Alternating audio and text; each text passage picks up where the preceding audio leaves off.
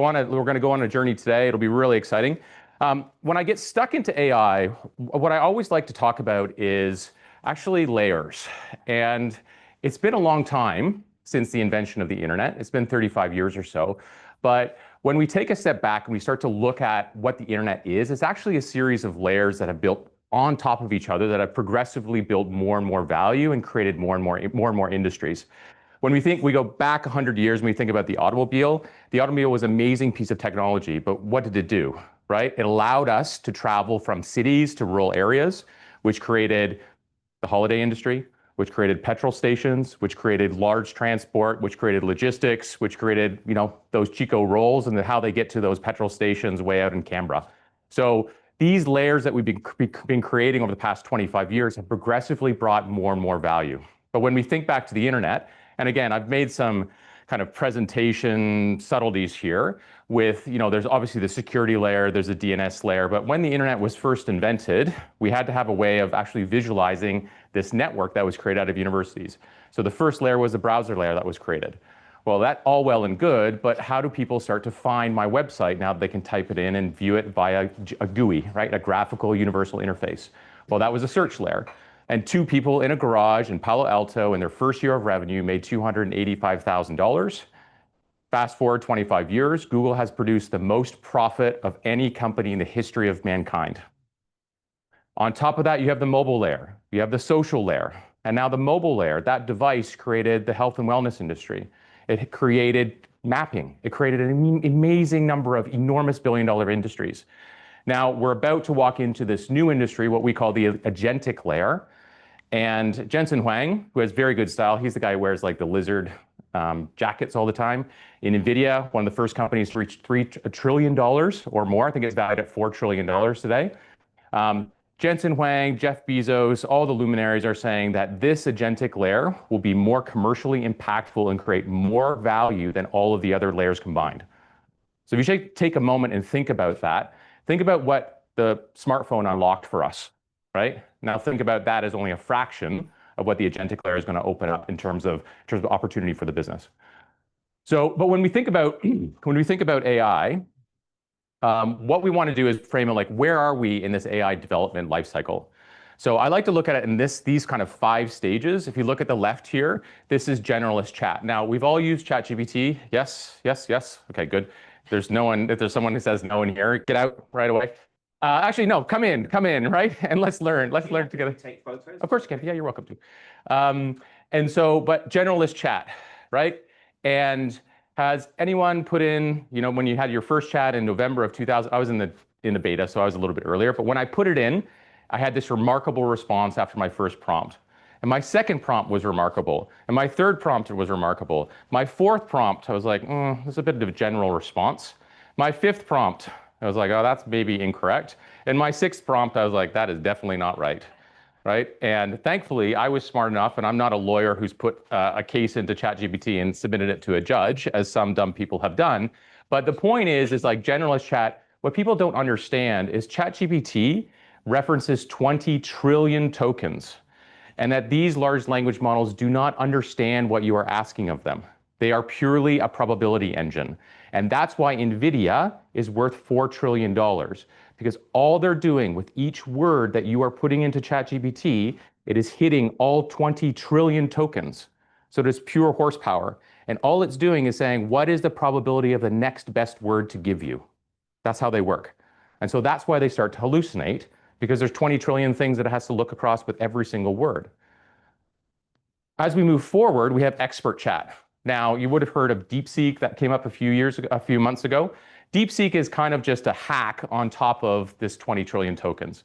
So DeepSeek, because it was in China and because it couldn't get the H1000 chips that NVIDIA had because of US sanctions, it had to work with the shittier chips. So what it did was, well, instead of going across 20 trillion tokens, I'm going to look at 3 tokens at a time instead of 1 at a time. And then I'm going to look and say, like, what are those 3 words going to say, right? And if it's questions around medicine, I'm just going to go to the medicine section in the 20 trillion tokens. So it was just hacking, right? Because they had poorer hardware to be able to get to those things. But now you get into expert chat, and expert chat is about, Wordsmith is a great one to write Sonic, which is for the legal industry. So they've made what's called a small language model for the legal industry. It does exactly the same thing. Now we're going into AI agents, and AI agents are everywhere. When you go on YouTube, you will see unlimited numbers of influencers and YouTubers saying you can build an AI agent in 15 minutes or less. I will show you why that is not possible. But this is where the world is today. And AI agents are really interesting because they are task-based agents. So if you give it a specific series of tasks, like book me a flight, and we'll talk about that in a moment, is that they will do that pretty well. You can go outside of the variations slightly, but it'll be able to achieve that. AI agents will disappear within the next 6 months, and they will be replaced by agentic agents. Now, agentic agents are slightly different.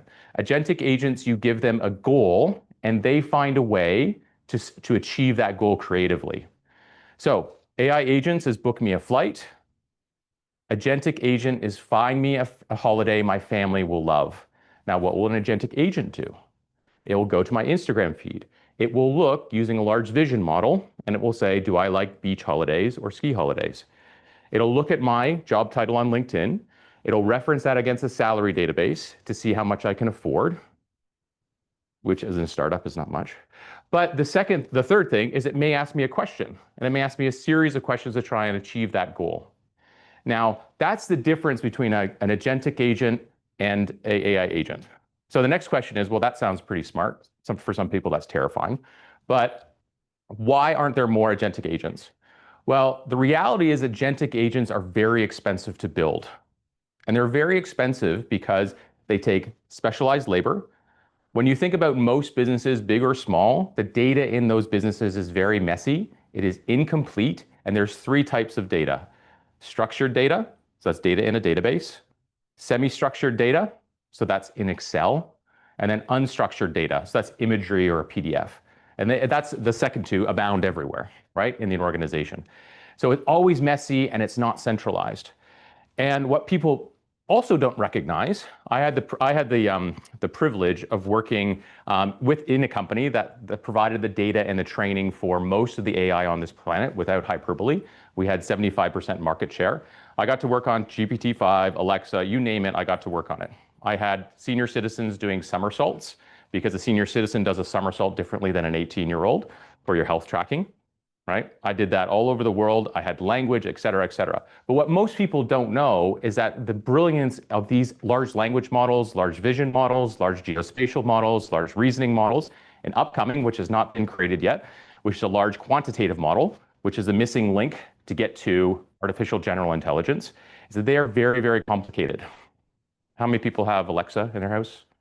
Yeah, lots. Yes, yes. It's an amazing piece of technology. Like, regrettably, the only thing we use it is to set timers, right? And maybe play music if you have Spotify linked up.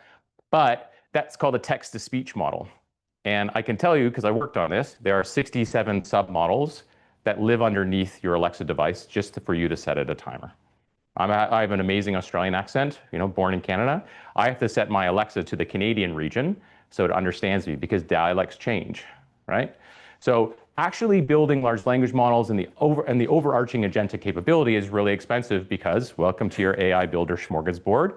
You need about if you have 10% of these tools, you're going to be spending about $1 million in labor and subscriptions to start building your agentic tools. Now, on top of that, you have to organize your data and make sense of it. Now, so as the result, because AI and agentic AI is very expensive to build, the only solutions we have today are to get it from our SaaS providers. And that's what's called vertical AI or point solutions. And so Salesforce has Einstein, Atlassian has Rovo, HubSpot has Breeze. Choose your major global SaaS provider and their weirdly named AI agent, and off you go. Now, what does that do for us in the future? Well, it increases our subscription fees. Let's face it, all of the data in these systems, if you have them, is incomplete at best or poor in reality. And what really doesn't make sense, because AI is fundamentally a horizontal technology, because we've all put a prompt in ChatGPT, right? The bigger the prompt, the better result. That's because it's horizontal, or it gives it more context, more probability. Is that, Salesforce Einstein, it may help you write a better email to your top customer, but that top customer, it doesn't know if it's a poor payer because it's not connected to your accounting system. So the future of AI is what's called system native AI or horizontal AI. And that's what Decidr is. Decidr is the system of record that starts to bring together all your underlying data, and we are an agentic database. You connect your data, and our system starts to structure it and manage it.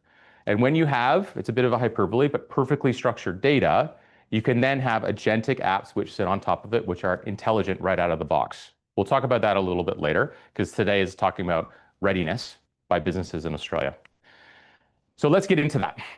And this is the first one that's been done in this country. We're really excited about it. I'm a bit sad because it's taken to 2025 to do the first AI Readiness Index in Australia. It should have been done about 5 years ago, but here we are.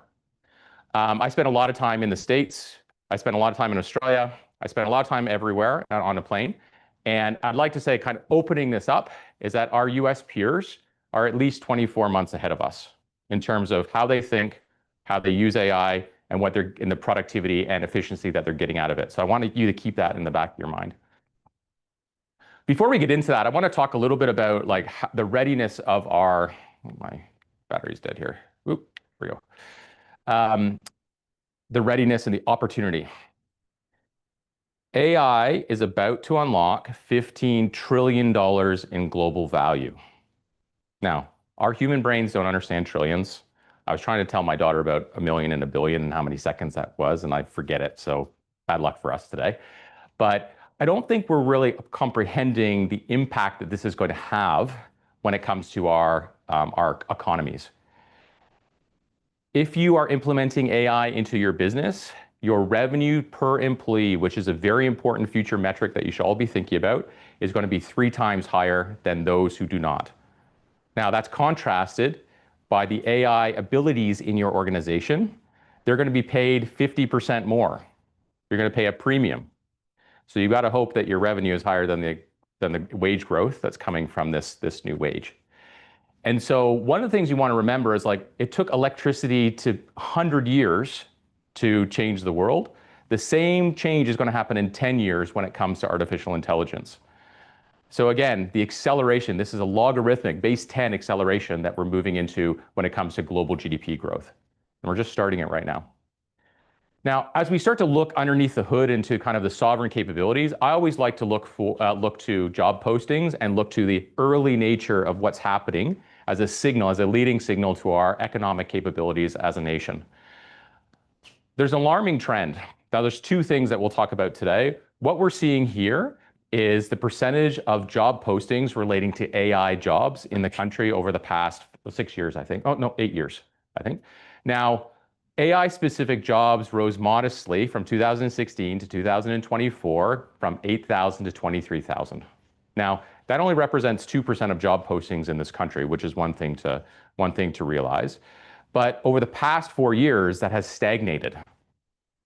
So now job boards are a good indicator from the sovereign AI capability of this nation.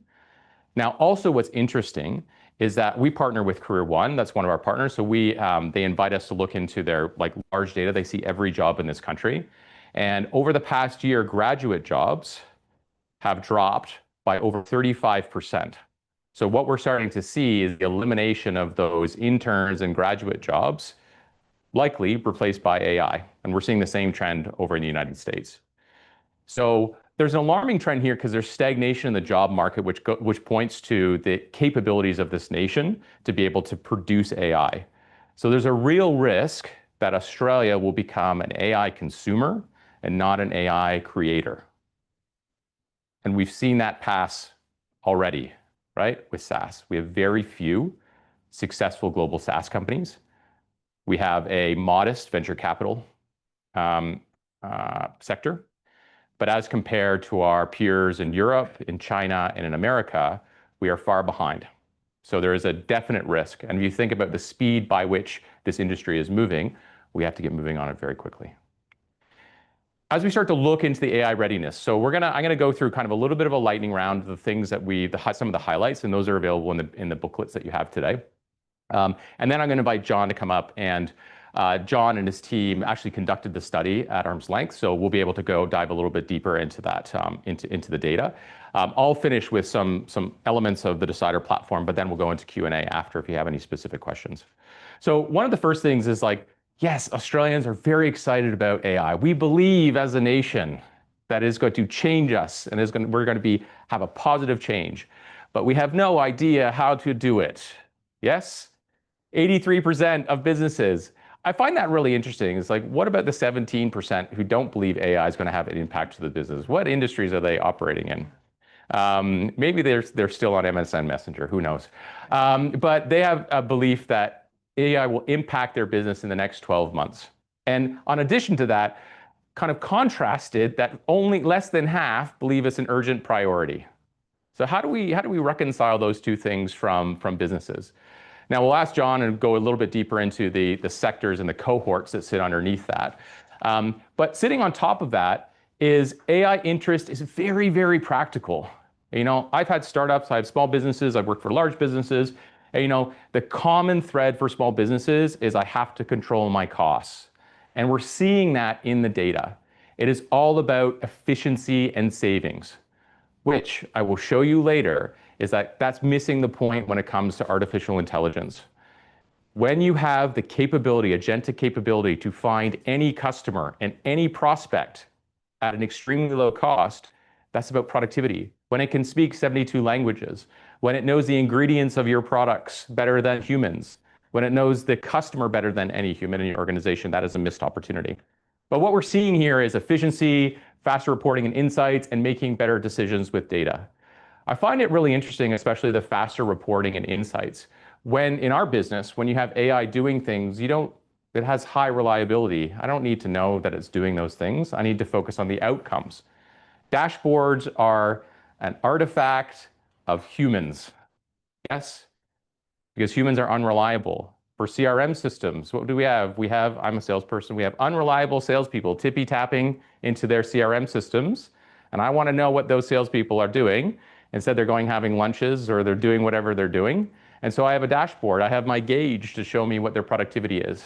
Well, what happens when your agentic AI is talking to the customer proactively at any time that they want, that is aligning to their values, that has read their websites, that knows their employment history, and knows all these things at the same time?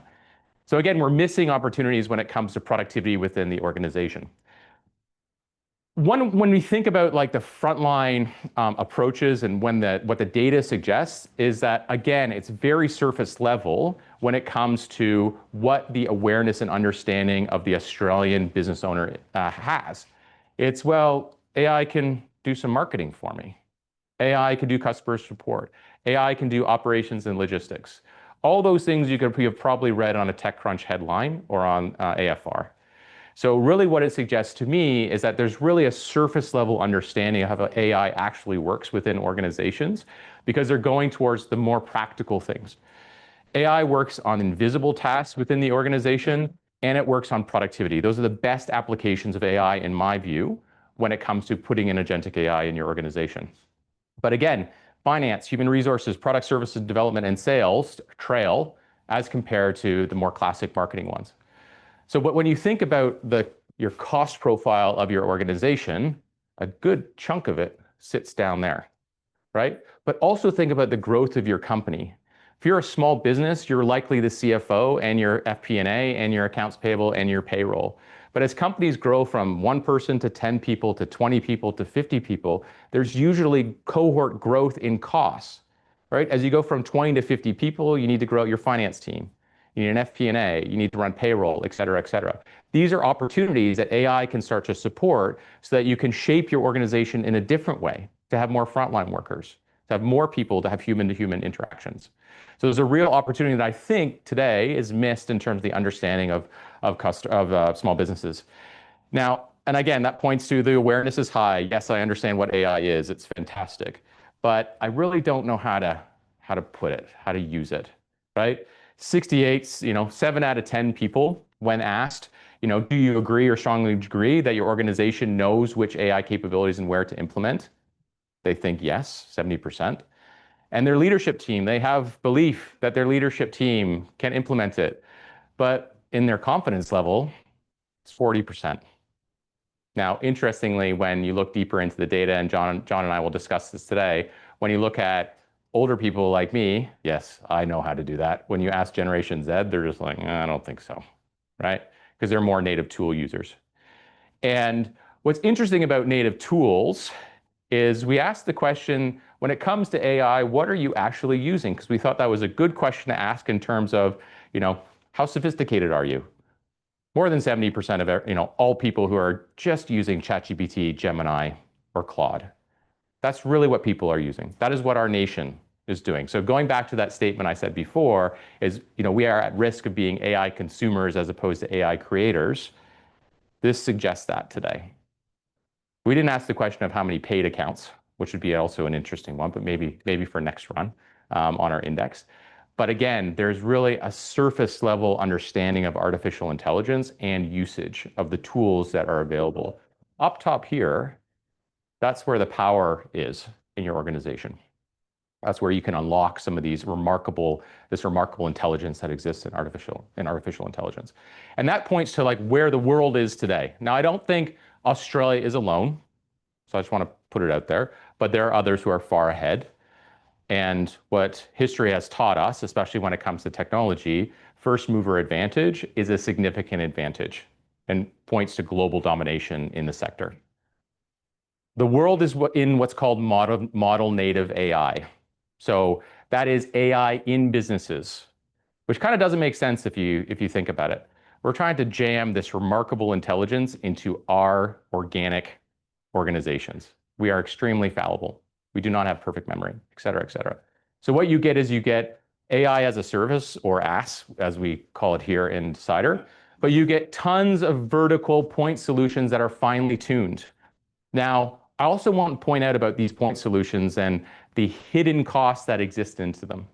I'd like you to go into ChatGPT as a little task after this, and I'd like you to then go in and put a prompt in 5 times in a row, 5 different chats. What do you get? 5 different results, yes? In business, what do you need? You need consistency. In production, you need 99.9% reliability. If you have 95% reliability of your generative AI, after 20 tasks, that's a 36% reliability rate. So that means it doesn't take that many tasks in a customer service inquiry. But are you going to put it in generative AI into your business if only 4 out of 10 responses are correct? Of course not. You're not going to do that. And so that's the one problem that faces these point solutions which sit into the generative AI or AI agent space. But the second thing is, everyone remember 10 years ago, the cost of Ubers? They were cheap. It was great. Yeah? Do you know why they were cheap? Because they were subsidized by venture capital money. To what? Get us to download the Uber app. Get us to build the behavior. We are fooling ourselves if we think that the cost of a token of ChatGPT is its true cost. I can tell you it is not. ChatGPT made $5 billion last year from user accounts. It spent $10 billion. So the true cost of token economics is higher, much, much higher. So where we're moving to is what's called system native AI or horizontal AI.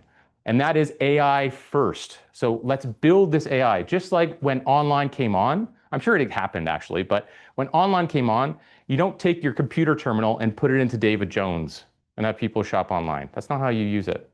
That's how we're thinking. That's an allegory for how we're using it today. We're trying to jam this thing, which is not human, into human businesses. And so you want to think about AI as infrastructure. And it's the system of record or horizontal data where humans become contributors. We provide the je ne sais quoi. We provide the joie la vie. We provide taste, tact, knowledge, timing, and another T that I forget. But the important part is you get high repeatability when you have AI as infrastructure. You have high explainability, which is really important. And you have that auditing trail, which becomes really important in businesses. Come on, let's go. Here we go. It's clear, and again, you'll see a common thread kind of go through, is that when you asked about a strategy of these businesses, so if you think back to the slides before, 7 out of 10 people think that leadership has an idea about how to use AI, but less than 40% have the confidence to do it. But when you start asking about the strategy and the roadmap, the actual work to be done to try and implement AI, is people are still kind of experimenting. And in my view, as we looked at the previous data before, it's a consequence of the surface level understanding about artificial intelligence. Artificial intelligence has been around for a decade, by the way. It's not something new. So there is not really a big excuse for how to start using this technology. It's really gotten into our hands. I mean, November 2022 is a long time ago, if you think about technology cycles, right? That's when ChatGPT first launched. So, less than 20%, 25%, 1 in 4 have a clear strategy. 8% are nowhere. But the vast majority are still experimenting and exploring options on it. Talking about generative AI versus agentic AI, hopefully I've given you some ideas about the differences between the two. Is that, again, as a consequence of tool usage mainly and understanding, is most people are using generative AI, and this reflects that tool stack that I showed you before. But there's only a small percentage of organizations that are even starting to experiment with agentic AI. Now, to be fair, it's relatively new and what is being talked about. But the takeaway is like leap over generative AI into agentic AI, because your gains will be higher and you have less cost and less uncoupling. But the scary part is only 1% of businesses are actually attributing value to agentic AI activities. Now remember, agentic AI can be across your business. It can generate images, it can do mapping, it can approve documents, it can process tasks, it can do a lot of different things. But we're only really just starting at the starting line when it comes to implementing this technology.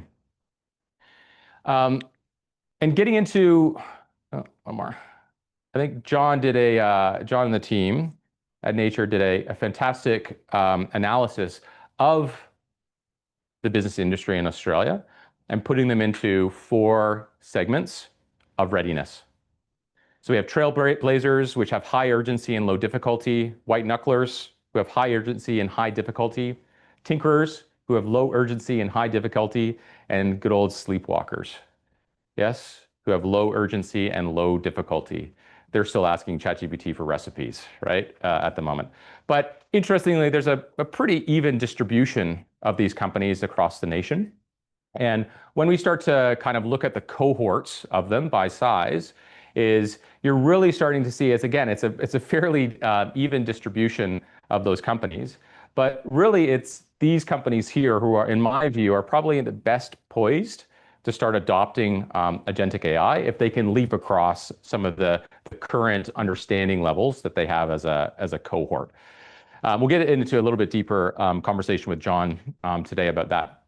And I think that's probably enough for me to be talking. We'll leave it to the experts to give deeper commentary in a moment.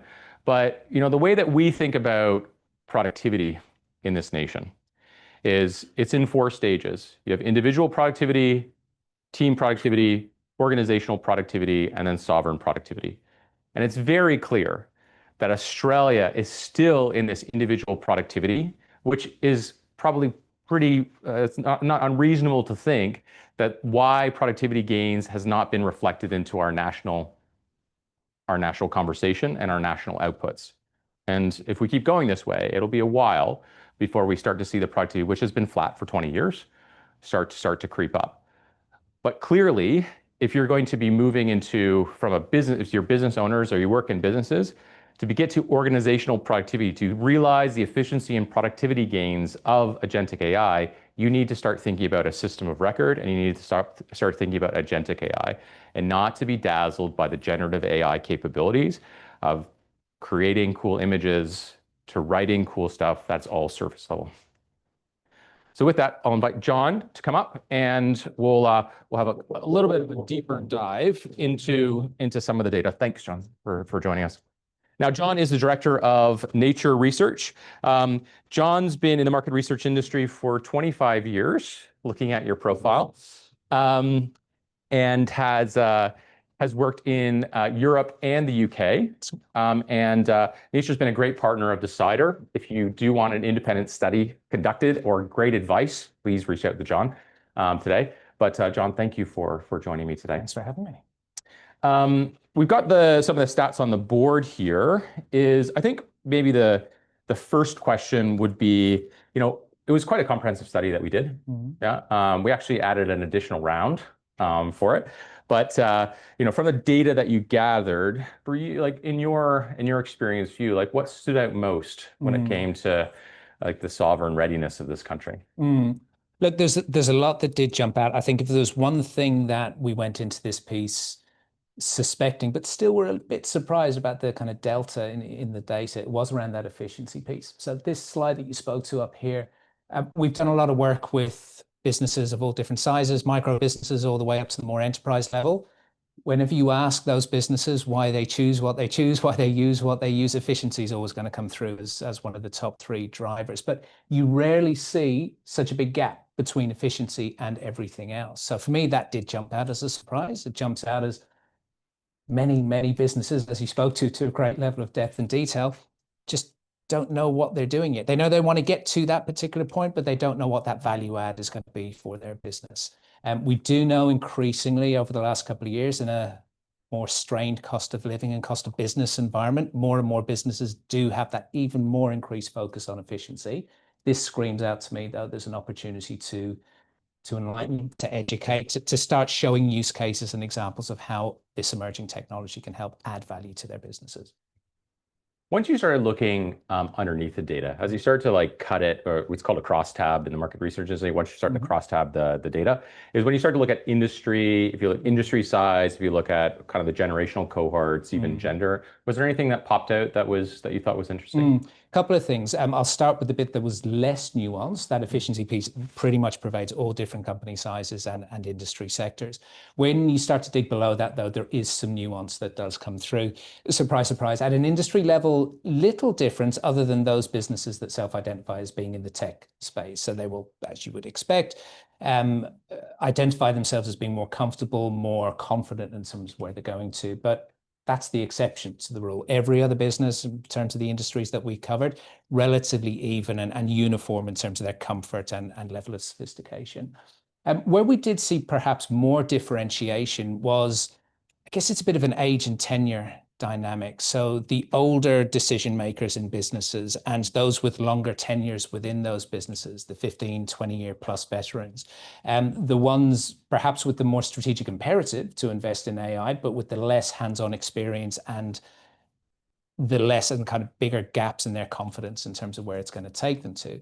On the flip side of that, as you might expect, the younger decision makers, and we're not talking fresh out of university, but in those kind of mid to late 20s into early 30s, and those with, I guess, less entrenched tenures within their businesses, the kind of 6 to 10 year, where they're still kind of in significant positions of influence within those businesses, but perhaps less entrenched with the way that those businesses have operated in the past. They are more hands-on involved, more experienced, yes, albeit with ChatGPT more than anything else, but the more engaged and engaging in the AI space. So believing goes hand in hand with that. They believe they have greater confidence and clarity in terms of where they'd like to get to. It's really interesting because, that cohort of people are, let's call them emerging leaders, and they still sit on top, at the end of the day, there's boards, there's the senior leadership team. As you started looking underneath the data, was there any particular industry that you saw that had more of a, pointing to this one, in terms of strategy clarity? Strategy people. Yeah. Not as much of a difference jumped out there. So again, as I mentioned before, those businesses within the tech or tech adjacent space, perhaps, yes. But the shape of this data was relatively consistent across industry types. Kind of took me back. I think the closest equivalent I've seen was probably going way back, maybe about 15 years or so ago, when small to medium and larger businesses moving and migrating everything to the cloud. I think there was perhaps a similar shape of data and similar questions we'd captured back then. They got over that hurdle, that hump a little bit quicker, I feel, than these businesses. Yeah. Interesting. And what about gender differences? That's always something that pops up in studies that I've done before. Yes, yeah. And look, there's always a difference between claimed and actual behavior, particularly when it comes down to gender skews and differences. You can talk about any sector and the stereotype tends to apply, and it has applied to a certain extent here. Male respondents would talk about at least believing they have greater experience and authority and confidence around this space. Surprise, surprise. Whether that actually turns out to be the case, we can all debate. Okay.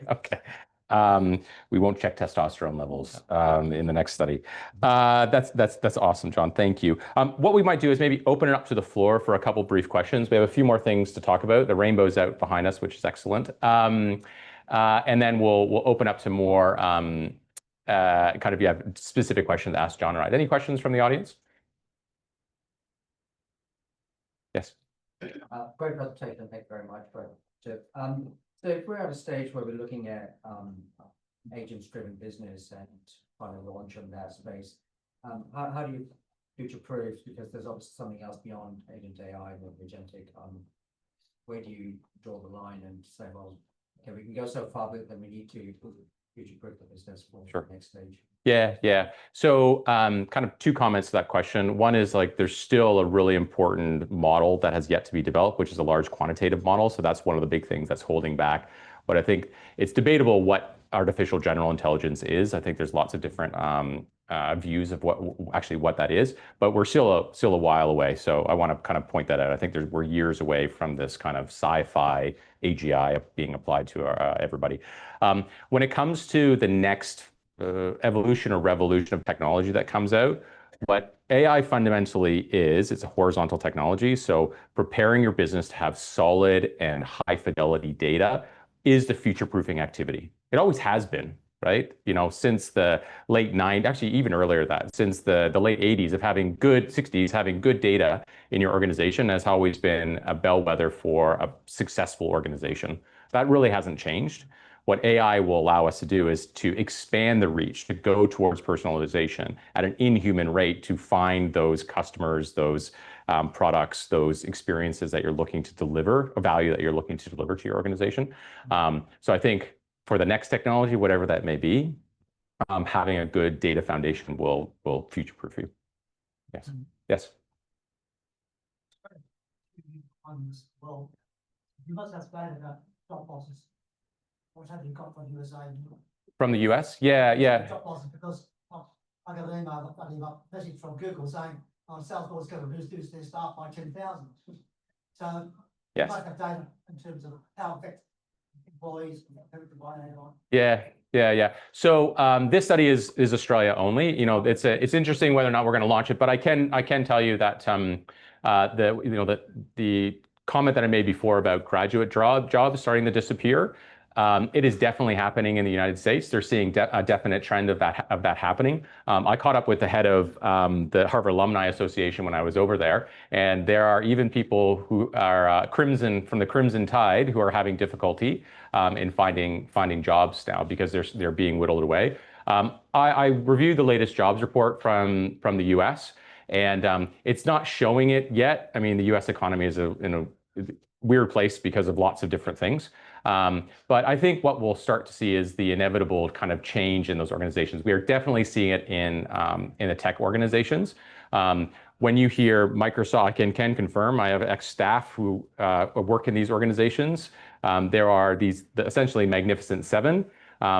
If you are in those companies, whether or not you're a designer or a janitor, they're like, you are an AI janitor and you are an AI designer. And they go, oh, okay, I guess I am. So they are hard pivoting towards being AI first companies in their organizations. So, you know, from the people that I've spoken to, some of those strong statements that have been put out by the CEOs of these companies, they are absolutely true.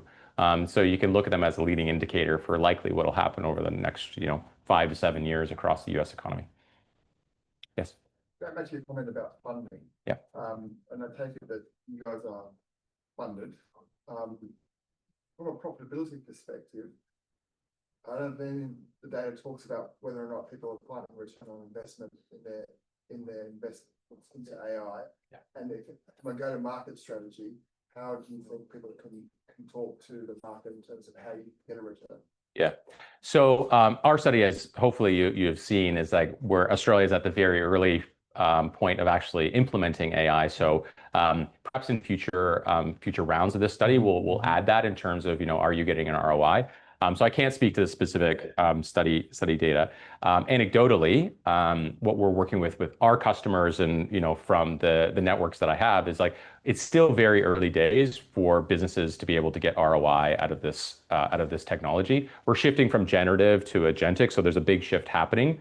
But what's happening at the enterprise level is they are definitely moving to system native AI. They are custom builds inside their organizations. And the larger the organization, the more likely they are to not use point solutions, because they are realizing that those two problems of consistency and quadratic cost increases with using just kind of plug and play generative AI. So, having worked in the UK and the US, completely different mindset to investing. And one of the challenges in the Australian market is getting people to think ahead of where we are now to spend the money. Yes. Because I totally concur. When I was in San Francisco, maybe a year and a half ago, they were talking about agentic then. And the big thing they were talking about was building employee-less companies. So that is kind of what I understand is where we are going from a mindset perspective. So I think it's important in terms of interacting with the market to understand that. Yeah, certainly. And that revenue per employee, that will likely be the most important metric that's kind of thrown out by VCs or asked by VCs into startups. I like to use the example of Midjourney. So Midjourney is a large vision model that's created. So just like ChatGPT, it can design an image for you. It's been around for a few years. It did 250 million in annual revenue, and it's grown a few employees, but it had 20 employees in that organization. And so I don't know if they're employee less, but one employee or few, and having an army of agentic apps in the language that we use, working through the baloney, right, which is the administration part, but then the exciting part of the productivity.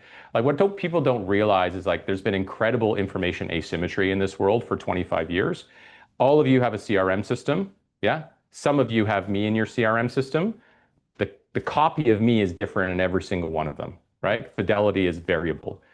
In the future, there will be one of me, right? And other AI organizations, some powered by Decidr, will access that information. So we're about to move into essentially information symmetry, which AI can do because it is limitless in its it's always on. It has unlimited capacity. Yes. What opportunities opens up for us? Because traditionally these life-changing innovations have mostly benefited some enterprise companies. What do you think the opportunity is, and how do you best get exposed to that?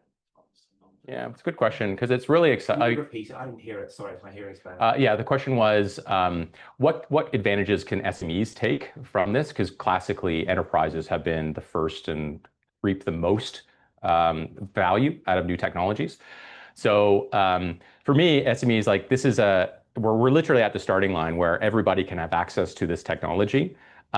These generative AI tools are like electricity, just like it was 100 years ago, except we have a distribution platform. Going to my opening slide of the different layers, that all exists today. So distribution exists today. Access exists today.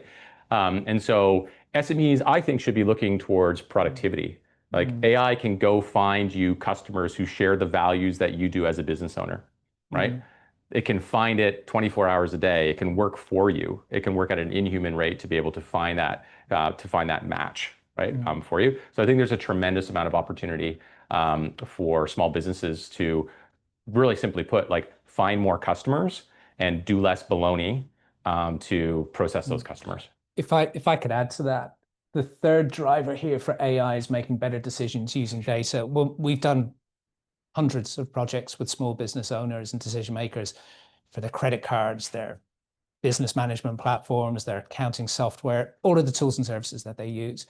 That number 3 driver here, that distant third driver, is usually 1 or 2 in all of those spaces. What's the benefit you get from this thing or this better version of this thing? It's about helping me save time and make a better decision quicker to give me that competitive advantage. Yes, what I've just said there will apply to bigger businesses too, but it's especially keenly felt almost on an emotional level for small business decision makers. I have a couple observations, but I have a couple questions, so I'll try to make that fast. Observationally, I've been in this space since 1980. First AI course, 86. Cool. This issue of data, inconsistency has been around since the 80s and even earlier. I think the bell curve here, the adoption curve, is very similar to any other technology. I think one of the things that's different is you see a lot of that experimenting and exploring options. one of the clear messages from the AI community is AI deployment is different. You don't sit around and create a strategy, you start experimenting. Vibe coding, yes. Exactly. So I think part of that is because of that. I think the other thing as well is because, the Gen AI stuff has sort of popped into the, consciousness. It's the easiest place for people to experiment because individuals can do it. You don't really need the board to approve it. Everybody's like, well, let me just, load it up. So those are some of my observations. I think that my question though is, right now, where would you say the maturity is? If I'm an SME right now and I want to get rid of my tech stack and all those silos. By the way, I think one of the issues is what we're doing globally is just, instead of taking advantage of the opportunity of AI to actually design properly optimized, the value delivery systems, what we're doing is copying what we did in the industrial age, which has been outdated for 40 years now, and we're just copying it in the AI age. So you end up seeing the vertical agentic space right now is literally a copy of the org charts. Yes. That are actually vertical silos that have not worked for the 50 years. Yes. So, what I want to know is, for any business to basically go, let me throw away all my SaaS platforms. Yes. And start afresh with the proper architecture, which by the way, I think you guys have the proper architecture. What's the maturity level? Can I actually do that today? Who else is in this space? How much is this going to change? Because I think that's what affects people's strategic rollout, is when should I come in and what can I actually start transitioning to, and how do I transition my crappy data in all my siloed systems into something cohesive? Yeah. Sorry, that was long, but No, I love it. So there's two parts to the answer I'm going to give you. So maturity level is low, right? So I think there's clear evidence there. From a solution perspective. Sure. What our take is on it is your observation is exactly like we're trying to jam this different technology into a very human system, right? Into an org chart. That is not the way to do it. What our take is to actually create an AI parallel of your business. So what do you need? You need your aspirations, you need your values, right? You need your cash, your business model. That's it, right? And just like if you're to launch a new website, right? What do? You create your new website and you push 5% of traffic to it to make sure that it works properly. The same thing we believe is what businesses should do. They should keep their business running, get that moving, but then start fresh and start new, because you're exactly right. We are trying to put this new and different technology in an old factory. And so we need to rebuild the factory in its entirety. And that comes with essentially everything except for the very human things that sit on it. And so, there's amazing agentic capabilities to go out. There's, the amazing amount of data that's just publicly available that you can use. I think what most businesses, you don't need that crutch of historical data, like what we find with our system. Data to do this. Yeah. You don't need that. Or I have my data and it's so valuable, right? There's those contrasting kind of views. What we find in our system is you just need your old data to seed the system. It just needs a little bit, and it will go out and create far better data than you've created that you would have created, that humans would have put together. Yes. So that's the asymmetry that I was talking about before. Oh, sorry. Can I say I'll follow work at Decidr? I'll try and cross two questions, because two questions actually merge into one. None of us in this room can beat the best computer software that plays chess. None of us in this room. It's already better than all of us. But for some reason, every news article you read is talking about how it's now smarter than the smartest PhD, this one medical field or this one scientific model. That means everybody is below that. So if I said, and I try to answer your question in an honest way, it's now August 25. Things are obviously moving quickly. Yeah. We're talking about making data. So you've got data from your systems, your CRM system and everything else. There's a little bit of value in that, mostly to seed and move, say, your customers across. But that might be an average of, say, 5 fields on average. Yeah, Then you now apply a workforce that would normally be unimaginable in a small business.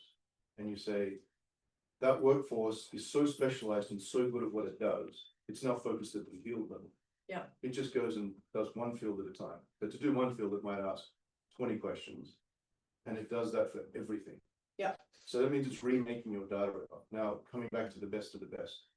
If you're a small business or a large business, and you aren't focused on becoming the best of the best, exactly the same that happened in software. So there's only 4 or 5, maybe an oligopoly in most markets. That's what's going to happen in every single. yeah, well, that's been happening since the If beginning. you can install it, just install it. Yeah. The best chess player versus you're going to go hire a person that plays chess. That's just not going to happen.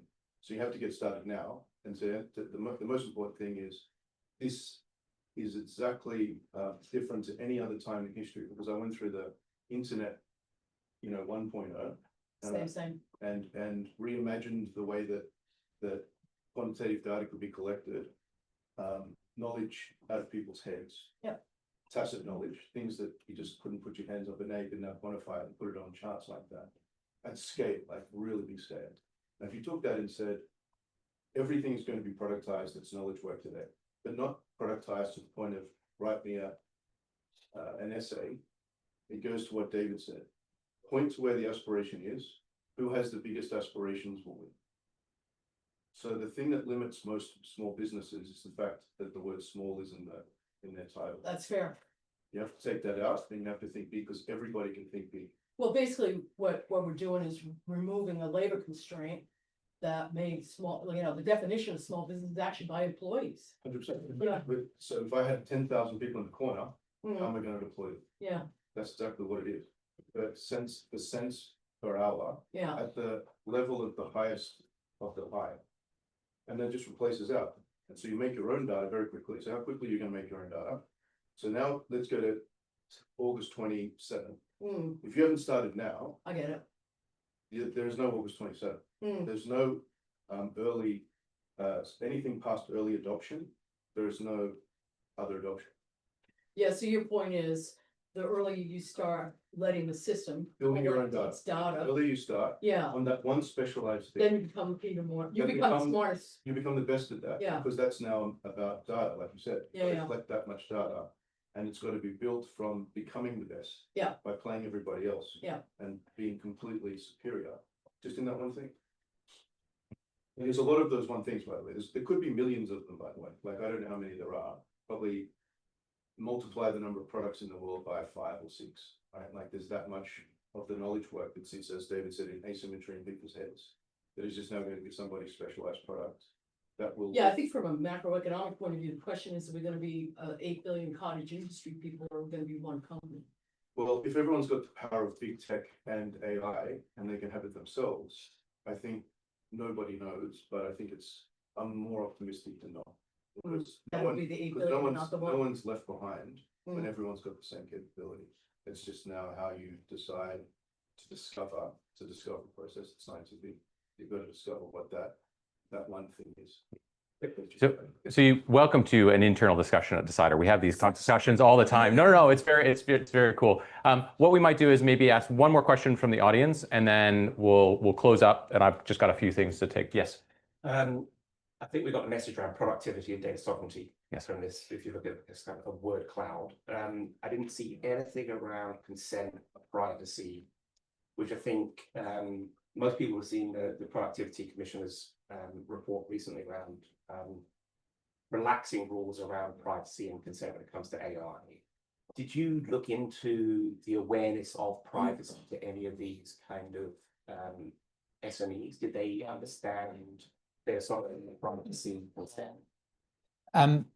Only to a very certain extent, and I think it'll be a topic to explore in future waves of this piece. Security and risk and compliance was noted as a barrier to consideration or adoption, but very low down that ladder. Like, again, going back to other sectors and categories we work in, security compliance pretty much top of mind when it comes to risk mitigation. In this space, again, I think it ladders back to the majority of these businesses don't know the essentially ins and outs of what this is going to plug into and what it's going to take out of their businesses. Hence, it's an underlying concern that even in itself hasn't been fully formed. Well, this is my world I live in, obviously. But I look at what you were saying earlier on around Uber subsidizing early days.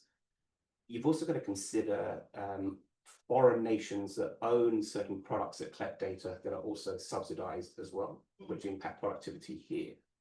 And I think that's an area SMEs don't quite realize yet. If they're using these foreign tools, they're actually giving away or throwing away the baby with the bathwater, because they're giving that insight. I mean, if we look at D as an example, it will always be more cost effective. They'll always pay their drivers better because it's owned by a Chinese firm. So it's just considering that aspect and how SMEs understand that, I think, is a really interesting piece for me to understand. Certainly, like as we were going through this exercise, when we were drafting the initial study, like all these things will start to come up, and we're really excited to run this index on a regular basis. So we'll consistently add modules to sectors as well. That would be really interesting for me. You've got sector-based. What they do. We can come back to that. Yeah. Okay. Thank you, John. I really appreciate it. All right, we have a few more. So just a few more things. I wanted to give you a view of. It's free to come, but you've now got to sit for the sales pitch for 10 seconds, okay? I wanted to give you a view of what agentic AI actually is, okay? So you've all experienced generative AI, okay? So the background here is this is one of our customers that's a beauty company. It does around $1.7 million a year as a business, and it is a specialty beauty company. Now, we implemented the Decidr operating system in this company. It is a horizontal platform. We connected in its Shopify account, its Xero account, its Klaviyo account, its a 3PL account, its Google Analytics account, its accounts, right? It's SaaS software. And without prompt engineering, we gave this sales app, which is called Ava on the site, we gave it the goal to increase revenue by 20% over 12 months' time. That's the only instruction we gave this particular agent. Because when people go online and chat to these things, everyone's a jerk. So I was a big jerk to this thing. So I don't give it my name. And I start asking it some really abstract questions. Now, remember, its goal is to grow revenue, right? And I say, what is your best product? That is a very hard question to ask a database, right? What is it? What is your best product? So first of all, see how quickly this responds. No, there's no human that have written any of these responses. You can ask this in Portuguese if you'd like. I then ask the next question is, what is your cheapest product? I ask, why is it cheap? And it has incredibly nuanced responses in this agent. As it starts to go through, I ask it, how does this compare to Nivea products? Because it has a goal, because it is agentic, it is creating other agents that are going out onto the web. It is slurped in all of the Nivea content and all the product content. And because this is a specialty business, Nivea is going, and Nivea, its response is very nuanced. It goes quickly, but it says Nivea is a generalist company. It serves a wide range of customers, and it has chemicals in its products. It doesn't shit on Nivea. It simply gives a balanced view. Now, as this goes through, I continue to be a jerk to this thing. I tell it I'm allergic to turmeric, which is something I've learned about. Not that I'm allergic to it, but I've learned about turmeric and putting it on your skin instead of just in your mouth. But the key thing here is that this, after 8 weeks, grew incremental revenue for this business by just under 5%. And after 12 weeks, it grew incremental revenue by almost 10%. It has 100% higher order rate than if you just go online. It is tremendously more powerful and more potent. So that's a good example of this productivity opportunity that it exists. And this is one tiny little thing that's on your website. Right? So imagine as you start to implement these apps across your organization, and as Paul said, what we are about to get into is you can install the best that the world has to offer. You will install the best strategy from Jim Collins.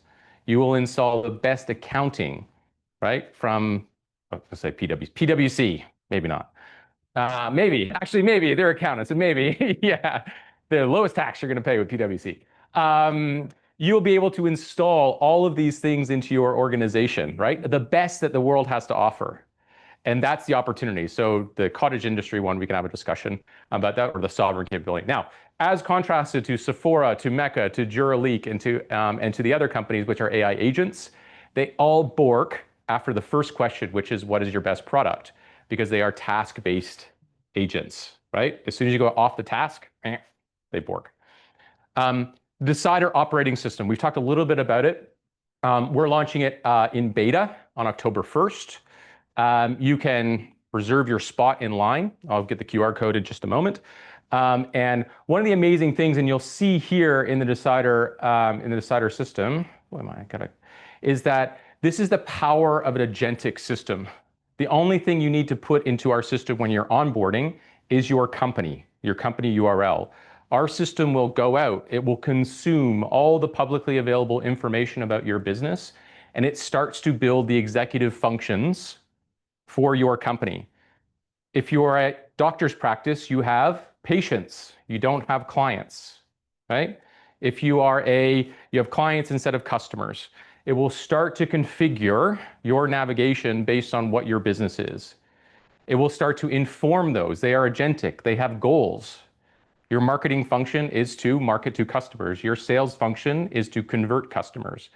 Now, as you start to go through this, you start activating and simply adding and integrating your common SaaS tools, and it seeds the platform, and it starts to build an agentically managed database for your company that is always on, that is always improving, right? That is working towards your goals, whatever they may be, right? To achieve your aspirations. So this is launching in October. And the question starts to come up is, well, as Paul said, if you have the equivalent of 10,000 employees at your fingertips, where would you invest? And let's not forget, like, we have literally been buying intelligence for years. Before AI, there was SaaS. We are literally buying the intelligence of the people in Salesforce. Building software used to be really expensive, right? BPOs, right? These are all things that we're literally buying their intelligence at a lower rate. So this is another one. So as you start to think about this, our take is really simple: front office, middle office, and back office. And as you start to look through these organizations, come on, here we go. Let's get us there. Really, it's just about looking for those hidden tasks within your organization that will drive efficiency, but more importantly, like I showed you, the productivity opportunity. So as you can see here, you can reserve your spot in our OS beta launch. It's coming October 1st. It's $99. I want to point it out and kind of rewind back 35 years. When the internet, talking about layers, was created, there was these things called domains that you used to be able to buy. The proportion of people who bought domains in the early days, pets.com, carsales.com.au, cars.com, they own a lot of boats right now. There is businesses who were created just to buy domains. We are literally entering that. And this is your opportunity for $99 to claim your product variant within this new agentic ecosystem.